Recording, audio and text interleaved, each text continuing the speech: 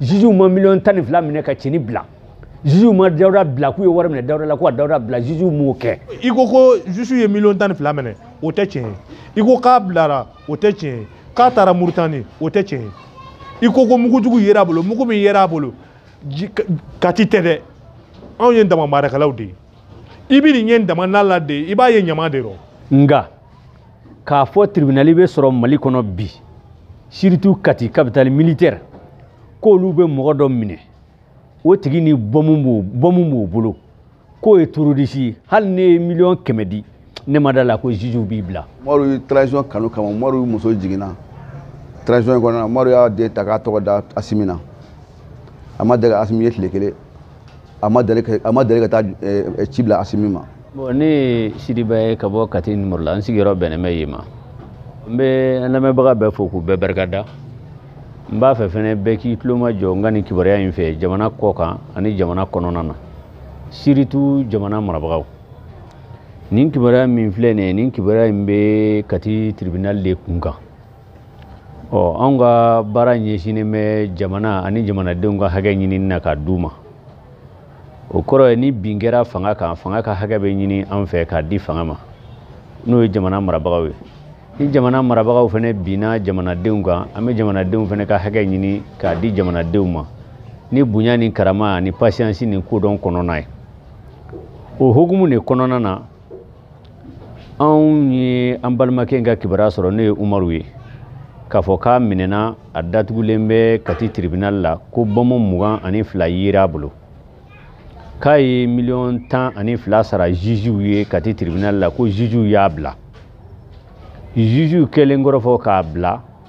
ko ci de bɔra sanfɛ u ka fɔ la n'o ye ECE ye ko ka pression kɛ juge kan ko k'a minɛ k'u y'a ɲini o la k'a taara minɛ fo Muritani ko kana n'a ye a fɔcogo la ko juge min ye million 12 minɛ ko tɔgɔ fɔlen don ko dɔnnen don nga an ye lahalaya in mɛn nin kɔnɔna de la conférence dɔ senfɛ ayiwa association dɔ fɛ association min fɛnɛ sigilen bɛ Kati k'a bɛ ka Kati tiɲɛ dɛmɛ bon anw yɛrɛ fɛnɛ sigilen bɛ Kati an bɛ ka Kati ni Mali ka développement ɲini ayiwa nin kuma ninnu bɔlen ka bi o y'a sɔrɔ o dara Dawuda Yatara ta in fɛnɛ kan nka n bɛna ni o kuma ninnu ye kuma kɔnɔ an y'a yira a tigilamɔgɔ in na k'a fɔ a ye kunnafoni min di kunnafoni nin tɛ kunnafoni ɲuman ye a bɔyɔrɔ man ɲi a don ne ye kuma ta conférence kɛyɔrɔ la ne yɛrɛ ye tribunal jate ko caman na tribunal jalaki ko caman na n'o ye Kati tribunal ye n y'a yira a la fɛnɛ k'a fɔ an bɛɛ lajɛlen bɛ tribunal critiquer o ye Mali tribunal bɛɛ ye k'a fɔ k'u ka baara taabolo man ɲi nka k'a fɔ tribunal bɛ sɔrɔ Mali kɔnɔ bi surtout Kati capitale militaire k'olu bɛ mɔgɔ dɔ minɛ o tigi ni bɔmu b'o bolo k'o ye terroriste hali ne ye million 100 di ne ma da la ko juge b'i bila ayi o tɛ don ne hakili la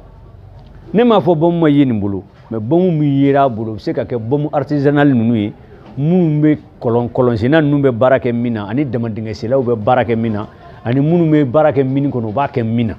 o bɛ se ka y'a bolo ni commerçant don a b'a fɔ k'a b'olu feere mais k'a fɔ ko bɔmu de yera a bolo bɔmu min ni ani terroristes b'o ta ni ka segin u ni ɲɔgɔn cɛ ne bɛ kamalen in dɔn o mɔgɔ tɛ wa ni fɛn yera a bolo n'a bɛ danbɛ ka taa bɔmu ma nin de bɛ sɔrɔ k'a fɔ k'a bilara fɛnɛ a ma bila a bɛ kaso la donc kuma ninnu ka ɲɛɲini a ka faamu an juges mana kɛ cogo cogo u ti sɔn ka terroriste kɔni minɛ k'o bila an y'o kibaruya di kunnafoni di yɔrɔ in na an ma da o ma parce que ni mɔgɔ bɛ kuma Facebook fɛ kana fɛn fɔ fɛn min bɛ yen n'a sɔrɔ i bolo ma da kisɛ kan an nana délégation former cɛnin in bɛ bɔ dugu min na an taara o dugu la nin y'a kɔrɔkɛ de sigilen ye dugumɔgɔ bɛɛ bɔra k'an kunbɛn an y'an ka sɛgɛsɛgɛliw kɛ an bɔra u ka togoda la ka t'u ka duguba fɛnɛ kɔnɔ dugutigi fɛnɛ y'a ka duguden bɛɛ labɔ an y'an ka sɛgɛsɛgɛliw kɛ an laban an taara kasobo na an taara sɔrɔ an y'an ka sɛgɛsɛgɛliw kɛ an seginna ka na tribunal la an y'an ka sɛgɛsɛgɛliw kɛ sɛgɛsɛgɛli bɛɛ nana yira k'a fɔ sariya tigilamɔgɔw y'u ka baara kɛ sariya kɔnɔ sabu ka d'a kan a fɔli min kɛra k'a bilara k'a minɛna o sɔrɔla min fɛ u y'a interpellé ko fɔlɔ min kɛ u y'a sɛgɛsɛgɛ sɛgɛsɛgɛli ninnu kɔfɛ u y'a bila k'a ka taa ko n'u mago jɔra a la k'u b'a wele o tile 3 kɔnɔna na a ye tile 1 kɛ so après a taara togoda dɔ la réseau tun tɛ yen a ye tile 2 ɲɔgɔn kɛ u b'a wele u m'a sɔrɔ a nalen ale yɛrɛ de y'u rappelé parce que a ye appel ye u y'a wele k'a ka na a nalen o la u y'a minɛ ka don kaso la bon ni mɔgɔ dɔ sɔrɔla anw yɛrɛw la ka bɔ Kati yan ka n'a fɔ ko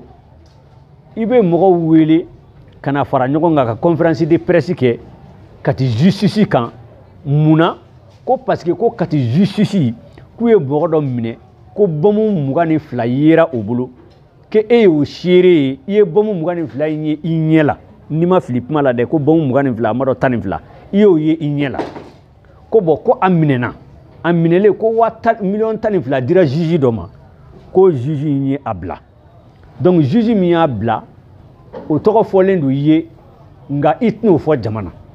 i bɔra i nana fɔ k'a bilalen kɔrɔ kɔfɛ k'a fɔra k'a taara minɛ fo Muritani bon an ye ɲɛfɔli k'i ye kuma daminɛ mɔgɔ sɔrɔla a somɔgɔw la ka ɲɛfɔli k'i ye k'a yira fakeli bakelenw y'a yirila k'a fɔ anw bɛ million 12 bɔ min k'o di juge ma anw ma million 12 sara wa Umaru yɛrɛ ma bila i bɛ kuma la yɔrɔ min na sisan a bɛ kaso la yen a ma bila anw ma million 12 fɛnɛ sara wa terroriste tɛ mais cɛ ye kalo 1 jalen de kɛ dimanche ni samedi a bɛ conférence kɛ nin ko kelen kan sujet jumɛn bɛ ale bolo juge dɔ ye wari minɛ juge min ye wari minɛ ko an k'a lajɛ ka conférence de presse kɔfɛ an ka cellule dɔ sigi ka mɔgɔ damadɔ sugandi o ka ministre de la défense rencontrer pour que ka nin sujet in fɔ ministre de la défense ye o ye sujet jumɛn ye juge dɔ de bɛ Kati a ye million 12 minɛ bɔmu feerela dɔ la bɔmu feerela min n'a b'a danbe ka taa terroriste ma que million 12 minɛlen kɔrɔ kɔfɛ juge y'a bila o juge kelen min bɛ Kati tribunal la fo de ka relever o ka kaso kɛ an y'a ladi k'a bilasira a ma dabila a seginna kan a ma dabila bon an tilara ka n'a ye tuguni a ye écrit kɛ k'a bila ka taa a pɛrɛlen don ka écrit wɛrɛ kɛ k'a bila ka taa an y'a mɛn tuguni k'a ye ministre de la justice a y'o rencontrer nin ko kelen in na donc an b'a yira jamana kɔnɔdenw na jamana marabagaw la k'a daminɛ ministre de la défense ka na ministre de l'intérieur ka na justice la ka taa CNT la ka taa jamana kɔ kan nin ba in tɛ tiɲɛ ye nin ba in de tiɲɛ ye wa a dabɔra peut-être mɔgɔ wɛrɛ bɛ sɔrɔ a tigi la sa mais min datugulen kɔni tɛ parce que min datugulen don o bɛ ale ka tɔn n'a ka tɔn carte b'a bolo a bɛ ne yɛrɛ ka tɔn na ne ka tɔn carte b'a bolo wa an bɛɛ lajɛlen bɛ baara kelen na an bɛɛ lajɛlen sera ale ma k'a fɔ a ye i bɛ ka hakilila min ta nin ye a bila i fililen don million 12 ma sara cɛnin in tɛ terroriste ye mɔgɔ tɛ terroriste danbe ka taa mɔgɔ ma mɔgɔ min wololi ɲɛna ka mɔ ɲɛna i b'a dɔn i b'a somɔgɔ bɛɛ dɔn n'a bɛ kuma a b'a fɔ ko surasi dama min sara nin na surasi min sara nin na a bɛ surasi 1000 bɔ n'a fɔra k'o tigi minɛ ka tila k'o bila an tɛ jɛn n'a ye juge min y'a bila fo an k'a kɛ tan fo an k'a kɛ tan fo an k'a kɛ tan o kɔrɔ de ye ko cɛnin ni terroriste bɛ baara kɛ mɔgɔ tɛ nin jurumu na k'o ba ta k'i b'o o doni da mɔgɔ dɔ kun mɔgɔ min n'a sɔrɔla i b'a tigi dɔn et puis fɛnɛ b'a dɔn ko tiɲɛ tɛ bon o kɔfɛ Dawuda Tara ka bilali fɛnɛ na an y'a mɛn k'a fɔ ko Dawuda Tara fɛnɛ bilara ko mais ko fɛɛrɛ bɛna kɛ k'o fɛnɛ ka segin a nɔ la bon yarɔ nin kɔni ye kabako de Dawuda minɛna ka na ne mɔgɔ fɔlɔfɔlɔ min sɔrɔ Kati police la o ye ne de ye a chaînement Dawuda donna ne jɔlen bi o yɔrɔ bɛɛ je mɔgɔ bila ka sɛbɛnni kɛ an bɛɛ wulila k'an jɔ ko zen kɔni a tɛ bila n'a ka baara de ye mɔgɔ faga ye zen kɔni a tɛ bila n'a bilara zen na Mali bɛ wuli an bɛɛ an da sago fɔ Dawuda taara kaso la Dawuda taalen kaso la an ye sɛgɛsɛgɛliw daminɛ sɛgɛsɛgɛliw tugutugula ɲɔgɔn na kabi polisi kabi tribunal kabi kasobon na anw nana ye k'a fɔ Dawuda minɛna ko min na n'o ye k'a ye mɔgɔ bila ka dɔ kantigɛ k'o jeli minɛ k'a bɛ baara kɛ n'o ye an y'a ye k'a fɔ ko in tɛ tiɲɛ ye sababa tɛ Dawuda ni mɔgɔ minnu minɛna u tɛ ɲɔgɔn dɔn u tɛ Dawuda dɔn Dawuda t'u dɔn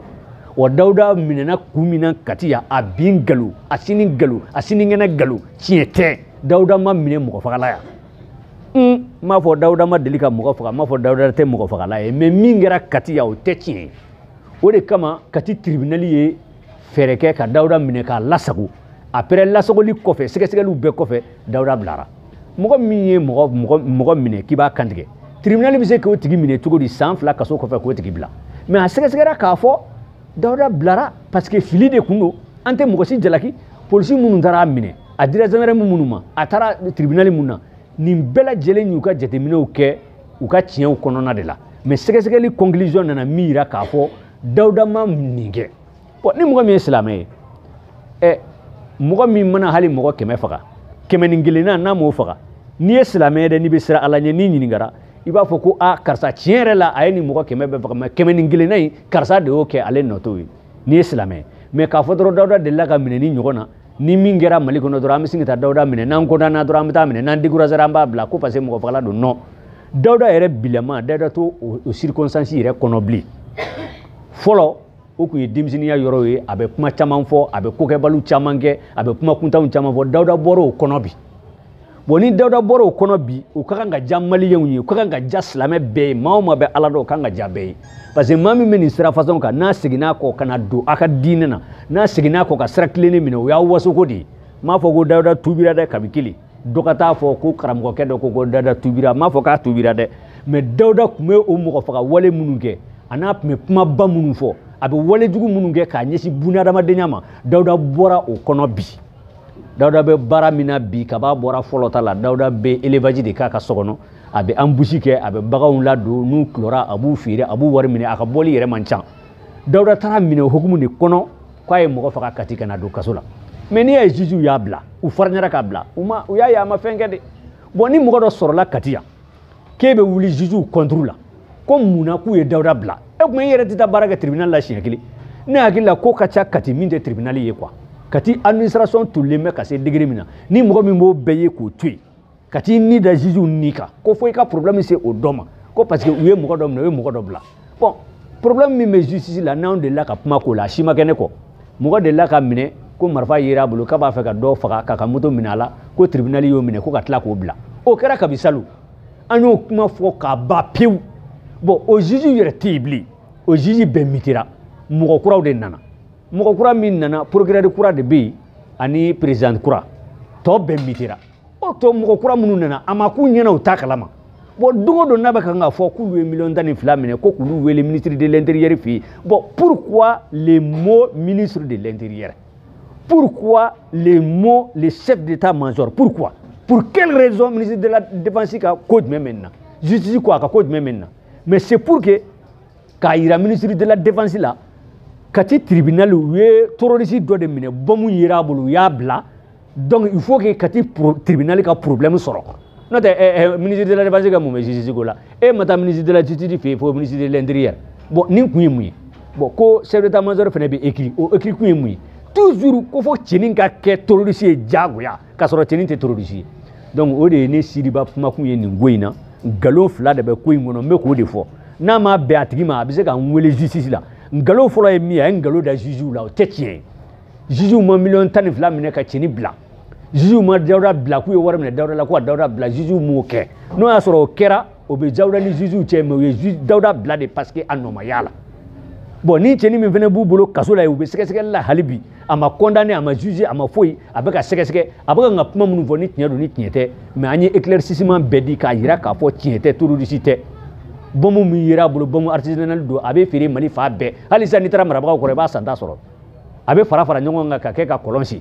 olu de bɛ a bolo mais ka kɛ komi n'a fɔ a b'a feere terroriste ma o tɛ tiɲɛ donc kuma kun ye min ye n'an ko k'an bɛ jamana kɔnɔ jamanadenw ka hakɛ ɲini ka d'u ma juges minnu fana bɛ yen dɔw fa don dɔw ba don dɔw denw don dignité b'u la an buranw b'u la u fana y'an ka mɔgɔ don olu fana tɛ se ka kɛ mɔgɔ ye mɔgɔ min ko jamana ɲama bɛ cɛ ka taa ton olu kan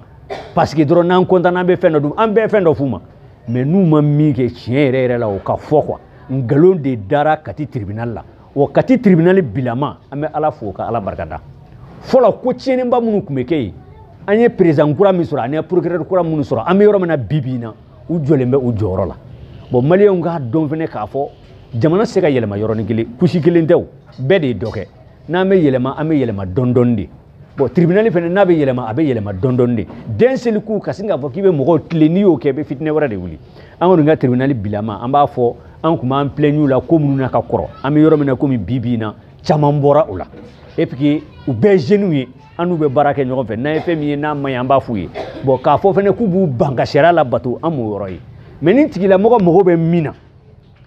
ne bɛ ka kuma min fɔ n'o m'a diya a bɛ se ka ne interpeller ni mago bɛ min na tribunal ko la Kati yan ne t'o dɔn quoi parce que i dan ye cɛ minɛ na mɔgɔ y'a f'i ye k'a fɔ ko cɛ minɛ na kun min na k'i bɛ ka min fɔ k'i fililen don cɛ kɔrɔkɛ nana k'i bɛ ka min fɔ k'i fililen don cɛ somɔgɔ wɛrɛ nana k'i bɛ ka min fɔ k'i fililen don i n'a minnu bɛ baara kɛ ɲɔgɔn fɛ an taara fɔ cɛ ka dugu la ka taa sɛgɛsɛgɛli k'i bɛ ka min kɛ k'i fililen don i ko i mago t'o si la ko fo juge dɔ de ka inculper nin ko la i continue bon ko mun ka mɔgɔw bɛ yan ko k'u ye plainte kɛ u ye plainte kɛ mun kama k'a fɔra ko 12 dira juge dɔ ma olu ye 12 di juge ma yɔrɔ min na juge kelen pe min don a ka t'o fɔ tribunal la k'a fɔra fɛnɛ k'a fɔ k'u y'a bila a bilalen ko prison de kɛr'u kan k'a taara minɛ fo Mauritanie a taara minɛ Mauritanie yɔrɔ min na n'a b'o dɔn a k'o fɔ bon u y'a bila don min na a k'o fɛnɛ fɔ a ko maa 1000 ni kɔ sara nin bamuko in na awa n'a sɔrɔ cɛnin ye terroriste ye dalilu min b'a bolo a ka t'o fɔ tribunal la a kɔrɔkɛ sigilen filɛ k'u ye plainte kɛ ko mais ko juge m'u jaabi fɔlɔ bon mais jigi juge la nin yɔrɔ la mun na a bɛ nin jaabili retardé kuma bɛɛ fɔra cɛ ye k'a ka ko bila a ma sɔn bon a bɛ min nɔfɛ a t'a ko ye sa ni ninnu dar'u ka plainte kɛ a y'a wele a kana sigi ninnu ɲɛkɔrɔ a ye kuma min fɔ k'a sɛgɛsɛgɛ ni tiɲɛ don ni nkalon don bon ne kɔni bɛ min dɔn ko in na n ka sɛgɛsɛgɛli la o de ye nin Dawuda Yatara ta maliyɛn bɛɛ k'a dɔn Dawuda Yatara bɔra manamana ko ni kundanko ninnu na a bɛ yɔrɔ min na bi bi in na a b'a yɛrɛ ɲini mais k'a fɔ ko a bɛ nin gandigɛli ko nin boli ko nin fɛn ninnu na bilen ne kɔni t'o faamu parce que an y'a ye an n'a kumana an n'a balimakɛ kumana an ye sɛgɛsɛgɛli kɛ a nɔfɛ an y'a ka sokɔnɔfɛnw ye an y'a ye k'a fɔ a bɛ yɔrɔ min na bi bi in na a bɛ fɛ ka segin a kɔ bon a ye Mustafa ta ye Mustafa min ye misi jeni Farabana o seginna kɔ a diyara Mali silamɛ bɛɛ ye a diyara Mali diinɛ ɲɛmɔgɔ bɛɛ ye bon ni Dawuda fɛnɛ bɔra nin ɲɔgɔn na ni Dawuda ye segin kɔ kumaw fɔ Dawuda bɛ kan ka a yɛrɛ ɲini ni Dawuda ye problème dɔ sɔrɔ a ka kan silamɛ ɲɛmɔgɔ min mana a ko ɲɛdɔn k'a fɔ Dawuda nɔ tɛ i k'i jɔ k'a fɔ diɲɛ ɲɛna Dawuda nɔ tɛ nin ko in ye Dawuda bɔra nin ko in kɔnɔ Dawuda tɛ nin minɛn in kɔnɔ bilen a kɔni ma tuubi ka don silamɛya la fɔlɔ n bɛ min kalama mais Dawuda tɛ manamana ko in minɛn kɔnɔ bilen a b'a ka bololabaaraw kɔni kɛ nka an ka laɲini ye min ye a ka segin k'a kɛ komi anw bɛ cogo min o de ka d'an ye. Ne ye Saliya Tarawele ne sigiyɔrɔ bɛnnen don Farada ma Maru ka dossier u ye an wele maison de jeune na sanga tɛmɛnen k'a fɔ de ko terroriste dɔ min na ni mugujugu ye k'a fɔ ko jusiw ni gendarmerie mɔgɔw k'u ye fɛɛrɛ kɛ ka Maru labila u ye kuma ta nin cogo la a dɔw ne ye kɔrɔfɔ kuntalafa dɔ ne ye Sɛribu wele Sɛribu tɔgɔ la n ko kɔrɔfɔ in ko ne bɛ dɔ kalama nin na n ko yala ne bɛ se ka kuma wa parce que ale ye an ka sigida denmisɛn ɲɛmɔgɔ ye a ko ko bon ko n bɛ min dɔn a la n bɛ bɔ k'o ɲɛfɔ min ko Maru ye terroriste ye ne ko a ma n ko n ka cɛ i bɛ ka kɔrɔfɔ min fɔ ko a ɲɛɲini i ka tɔnden dɔ don mɔgɔ kana kuma ko la k'a sɔrɔ i bolo ma da kisɛ kan a ko Maru somɔgɔw ye 12 sara juge ye ka Maru sigi polisi t'a kɔrɔ gendarme t'a kɔrɔ garde t'a kɔrɔ gendarme minnu nana k'olu ka taa olu taara ko ka Maru sigilen to yen k'o kɔrɔ ye jumɛn ye k'o kɔrɔ ye ko Maru ka taa parce que k'a ma garde ko Maru taar'o la Maru y'i to tagali la ko Maru taara ye fɔ Mauritanie a selen Mauritanie ye mankan cilen k'u y'a ɲini ka taa minɛ ni ma ɲinɛ a ye kɔrɔfɔ fɔ tan ne ko a ma n ko o kɔrɔfɔ min y'o ye o tɛ tiɲɛ ye Maru ma taa Mauritanie hali sisan maire ka yɔrɔ la sɔgɔma ne bɔra ka dumuni di Maru ma kaso la mi bɔ yan n bɛ taa dumuni di Maru ma kaso la n'i ko Maru bilara o tɛ tiɲɛ ye dɛ a ɲɛɲini Maru ma bila n ko i ko juge ye 12 minɛ o tɛ tiɲɛ ye i ko k'a bilara o tɛ tiɲɛ ye k'a taara Mauritanie o tɛ tiɲɛ ye i ko mugujugu yera a bolo mugu min yera a bolo Kati tɛ dɛ anw ye dama maarakɛlaw de ye i bɛ nin ye dama n'a la de i b'a ye ɲama de rɔ parce que anw t'a jate foyi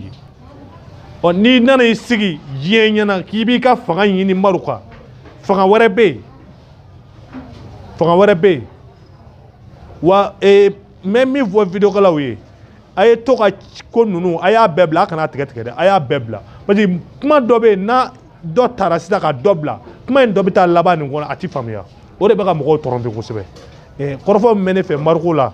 juge k'u jateminɛ ka ko ninnu na ka sɛgɛsɛgɛli bonya kosɛbɛ pour que adamadenw k'u taafan dɔn. o sigiyɔrɔ jara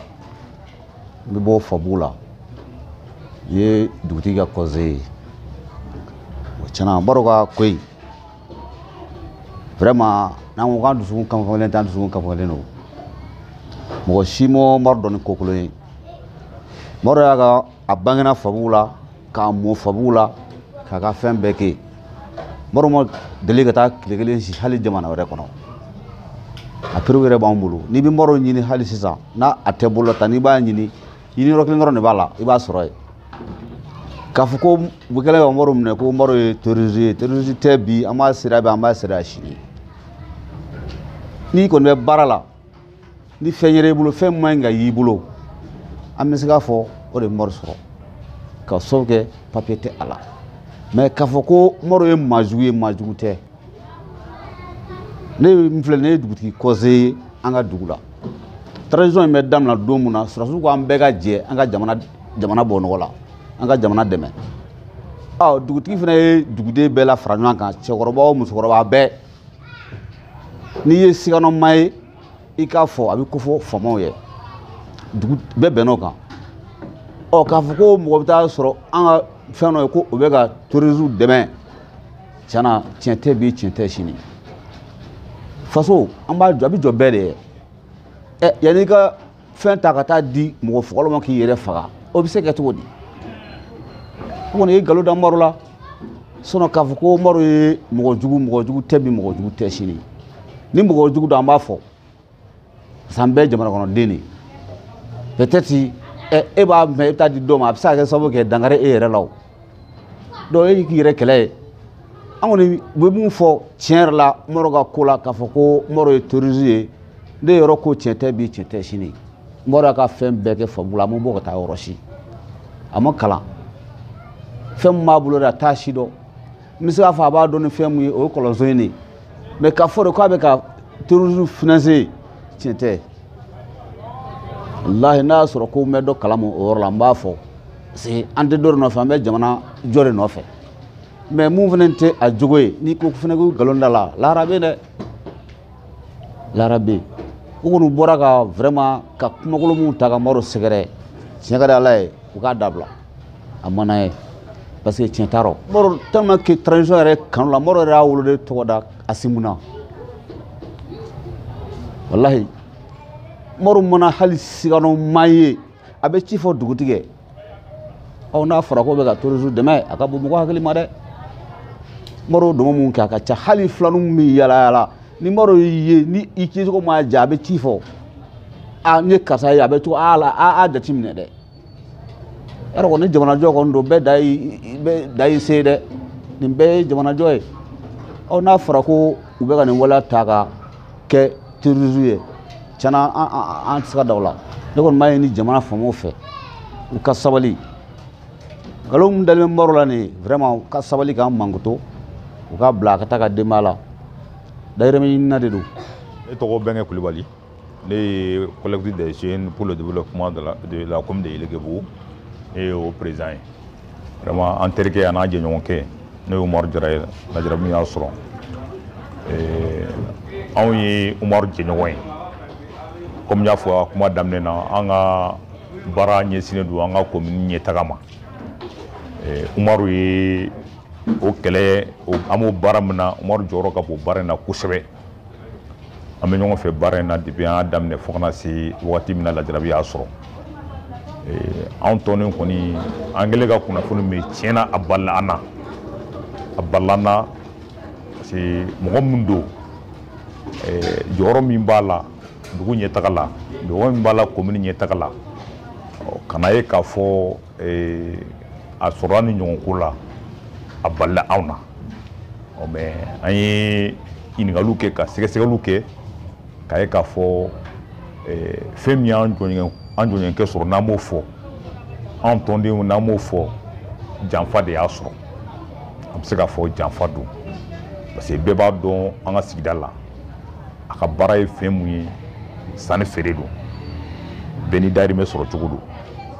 a b'i sanni feere na ani mɔgɔ minnu bɛ baara la ɲɔgɔn fɛ an ka sigida la yen si ala y'a kɛ an ka commune ala y'an garisɛgɛ chantier la chantier minnu bɛ yen n'u bɛ ka commune dɛmɛ ale fɛnɛ b'a ka u bɛ ka baara de kɛ sanni feere hukumu kɔnɔna na mais an nana mun mɛn ko in kɔnɔna na k'a fɔ fɛn dɔ yera a bolo fɛn min ni u y'a yɛlɛma k'a kɛ ko wɛrɛ ye n'a fɔ k'a kɛ mɔgɔ jugu ye vraiment o balila anw na anw b'a dɔn mɔgɔ min don sanni feerekɛla don mɔgɔ jugu don maa si t'o dɔn an ka tɔndenw na sabula misaliya ye jumɛn ye kabini transition ko in daminɛna anw bɛ ka transition dɛmɛ an ka sigida la kabini a fɔra k'a fɔ n'a ye mɔgɔ ye an ka sigida la n'o ye mɔgɔ jugu ye anw ni an jɛɲɔgɔnkɛ an b'o kɛlɛ la ɲɔgɔn fɛ ka taa fɛn y'a bolo taara o yɛlɛma kɛra k'a fɔ ale n'o mɔgɔ jugu bɛ jɛ la franchement an ma se ka sɔn ma bi an ma se ka sɔn ma sini o ko yɛrɛ o de y'a to an bɛ se k'a fɔ an ye janfa min fɔ k'a fɔ janfa sirilen don an tɔɲɔgɔnkɛ la sinon an m'a dɔn n'o ye an ma sigi a la sabula anw yɛrɛ n'ale yɛrɛ bɛ ka sikasɛgɛnnamɔgɔ mɔgɔ min ye sikasɛgɛnnamɔgɔ ka sigida la anw ni ale bɛ o kɛlɛ de la donc n'an ni mɔgɔ m'o kɛlɛ la ɲɔgɔn fɛ ka tila k'a fɔ k'o tigi ye sikasɛgɛnnama ye anw ma se k'o dɔn fo ka taa se don min janfa sirila la ka kɛ o dɔgɔma ye anw fɛ franchement an bɛ se k'a fɔ o mɔgɔ tɛ bi o mɔgɔ tɛ sini. Ne tɔgɔ ye Karimu Jara Umaru kɔrɔkɛ de ye ne ye lajarabi bira Umaru kan parce que sababu ye fɛn bɛɛ lajɛlen Umaru bɛ sanni feere bɛ ani sanjɛ mɔgɔw de ni ɲɔgɔn cɛ bon ni sanni buɲɔgɔn b'u ni ɲɔgɔn cɛ a nana fɛn san a tɛ fɛn min dɔn donc ni an ɲɛ b'a la sisan mɔgɔ dɔw bɛ yen nɔ bɛ ka wuli ka don ko kɔnɔna na k'a fɔ ko mɔgɔ ka kana kɛ ne bɛ kɛ mɔgɔ jugu ye k'a sɔrɔ mɔgɔ jugu tɛ o de yɔrɔ de y'an na fili dɔɔnin parce que mɔgɔ min bangena ɲɛna a ma taa yɔrɔ la a bɛ ka baara kɛ commune kɔnɔ ɲɛtaa kama mɔgɔ kɛra cogo o cogo ye i sigida la i sigiɲɔgɔn b'i dɔn ka tɛmɛ bɛɛ kan wa i dukɔnɔmɔgɔw fana b'i dɔn ka tɛmɛ bɛɛ kan mais ni an ɲɛ b'a la mɔgɔ wɛrɛw bɛ kɛrɛfɛ ka na kɛ i n'a fɔ u b'a ka ko ta ka bila mɔgɔ jugu place la o ko kɛmɛ kan anw de lafili Umaru ma taa diɲɛ yɔrɔ si a ma kalan a ma taa dugu la don o don Umaru bɛ si a ka so pour que ka lajɛ a yɛrɛ fɔlɔ Umaru transition kanu kama Umaru muso jiginna transition in kɔnɔna na Umaru y'a den ta k'a tɔgɔ da Asimi na a ma deli Asimi ye tile kelen a ma deli ka taa ci bila Asimi ma o ye transition kanu de ye donc ni mɔgɔ min b'o baara la a bɛ ka mɔgɔw dɛmɛ ni gɛlɛya sugu dɔw nana k'a fɔ ko tɔgɔ jugu dɔ bɛna da la sigiɲɔgɔn de bɛ se ka kuma parce que Umaru bɛ yɔrɔ min na bi Umaru tɛ se ka kuma ale bɛ yɔrɔ min na n'a fɔra k'a fɔ ko o minɛna o bɛ kaso la anw y'a balima anw ma se ka kuma o kɔ kan vraiment a ma nɔgɔn dɔɔnin hali balima ni mɔgɔ jugu don i man k'a dogo mais ni mɔgɔ min ye mɔgɔ ɲuman ye i man k'a fɔ ko kuma jugu bɛ fɔ a ma k'i b'a fɔ k'i tɛ wuli k'i jɔ quoi o balima juguya anw tɛ sɔn o ma parce que kuma dɔ bɛ ko in kɔnɔna na ne b'a fɛ ko o de ɲɛ dɔn parce que an tulo bɛ mɔgɔ dɔw bɛ ka to ka mɔgɔw wele ka kuma ko in kan u ma se an mɔ k'an ɲininka Umaru ka ko la ko 12 sarala mɔgɔw fɛ a ka mɔgɔw fɛ ɔ 12 sarala perebu min b'a kɛ o fɔbagaw fɛnɛ bolo anw bɛ fɛ k'o de dɔn ko bi k'a bolila ka taa jamana wɛrɛ k'u taara mina jamana wɛrɛ anw t'o si kalama donc an mago bɛ o ko de la an kɔni ye plainte don a tigi kama parce que mɔgɔ tɛ se ka don ko la ten i tɛ ko min ɲɛdɔn i b'a sɔrɔ a tigi bɛ dalilu dɔ dɔn a ko kan donc an b'a fɛ a tigi bɛ min dɔn a kan an b'a fɛ a ka bɔ n'o dalilu ye an k'o dɔn sisan an ye plainte don ko in kama ko 3 de la ko bɔnmu yera a bolo o bɔnmu ko an bɛ fɛ k'o de ɲɛdɔn mɔgɔ min y'o f'a ɲɛna an bɛ fɛ k'o ɲɛdɔn ko 12 sarala 12 sarala mɔgɔ min fɛ an b'a fɛ k'o tigi dɔn a dira juge min ma an b'a fɛ k'o fana tigi de dɔn an ye plainte don n'o de ye